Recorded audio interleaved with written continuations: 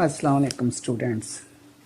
Directorate की तरफ से कोरोना वायरस की वजह से घर पर ही टेली स्कूल का इजरा किया गया है, जिसकी मदद से आप अपने घर में रहकर अपनी तालीम का सिलसिला जारी रख सकते हैं। मेरा आपके लिए पैगाम है, महफूज रहें और महफूज रहें। इस दुनिया में कई मिलियन जानवर पाए जाते हैं।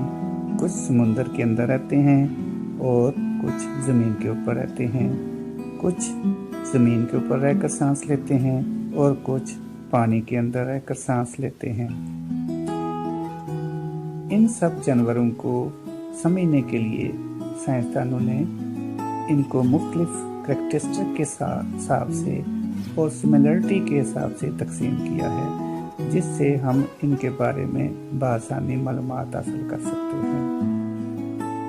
हमारे इर्द गिर्द कई छोटे छोटे जानवर पाए जाते हैं और कई बड़े बड़े जानवर भी पाए जाते हैं। कई 2 टांगों वाले होते हैं और कई 4 टांगों वाले होते हैं। इन सब को साइंसदानों ने मुख्तलिफ अपनी अपनी क्लासिफिकेशन के हिसाब से तकसीम किया है।